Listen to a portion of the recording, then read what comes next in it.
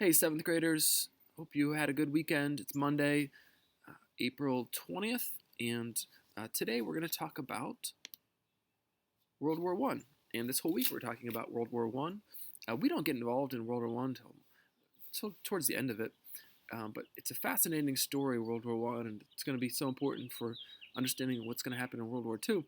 I'm going to recommend you guys do lots of independent research here.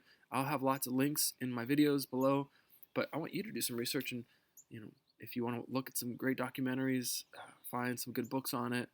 Uh, there's so much to know and understand. You could spend a lifetime trying to figure out what's going on in World War One, and people have, and I think it's a fascinating story. We can't get into all the details. We're only spending a week on it, but I would recommend do the deep dive, find out all you can about it, do some cool research, find out, and maybe share with us on Tuesday and Friday this week in Zoom classes some things you've learned this week as you studied World War One. Maybe also have some links that you could share with the class about where you found your information. So, uh, World War One, it's a fascinating story, interesting story, and go explore. It's lots of good information that you can find and lots of good stories to be told and heard. Well, we're going to talk about the causes of the war. Our old friend imperialism's back. We were imperialistic. We talked about that last chapter. Our growing sense of exerting our power outside of our own borders. But also, other countries were imperialistic, and they were thinking about doing the same kind of thing and exerting their power around the world. And so, there's only so much world out there, and these countries that are imperialistic are going to bump into each other and have a little bit of competition for those remaining places where they could exert their power. And so imperialism, that drive to go beyond your own borders, is going to be propelling countries into conflict, especially in Europe, where they're all bumping up against each other. Thankfully, we live in a part of the world where we don't get to bump up alongside of a bunch of countries. We only have really two borders, and so we've maintained very peaceful relationships usually with our countries surrounding us. Um, but that's not the case in Europe, where they're surrounded on all sides by countries around them. So the second cause our book talks about is nationalism, which is very connected to imperialism. A very strong sense of national identity and having a pride in your own nation, sometimes thought of as a good thing, but an excessive pride can easily lead to we're better than you and we're going to prove it kind of attitude. And that kind of attitude, uh, again, in a country or in a land where all the countries are right up against each other, as in Europe, can lead to conflict. And so that growing sense of national identity and we're good and maybe even better than you can lead to those conflicts. And then thirdly, this isn't a great answer, but generally there's a lot of history that's going to be um, leading up to this war, and that's the part that we can't get a deep dive into. But I would recommend you to go do some research. You could research the Franco-Prussian War in 1870. That leads up to a conflict between France and what's going to be um, eventually called Germany, this new nation that emerges out of the Franco-Prussian War. Uh, Germany emerges, and it's going to be a force to be reckoned with.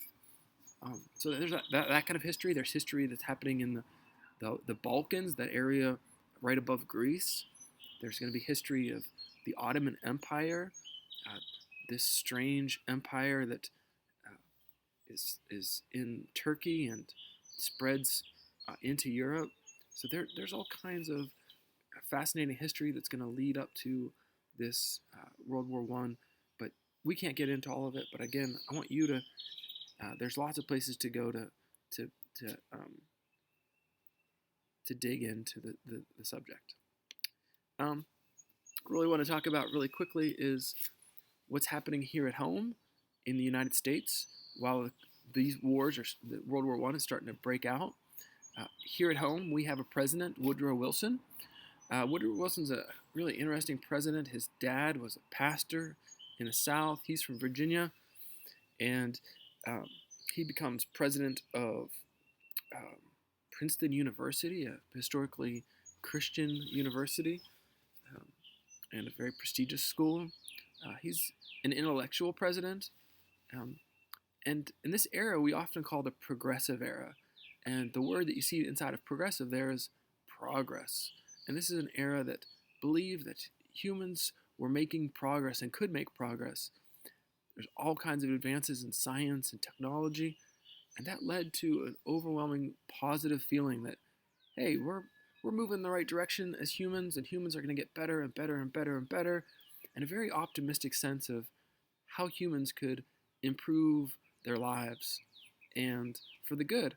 And and partly that is true. There's definitely a lot of good progress in this era for human rights, but there's also maybe a blind spot to the evil of humans, and maybe that's something we're going to talk about tomorrow in class.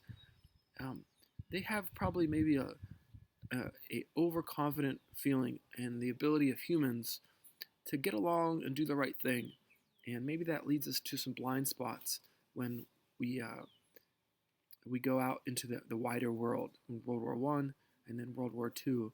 A sense of, hey, we're all pretty good people. Nobody's that evil anymore. We figured out how to be good, and we might miss some of the signs of the darker side of humans that we're a little naive to in this era. So, um, today's reading, this week's reading, read chapter 23 on the Civil War. And tomorrow's Zoom class, I'm going to talk about a secret letter, the Zimmerman letter, and how it brought us into World War I. All right, happy reading, guys. See ya.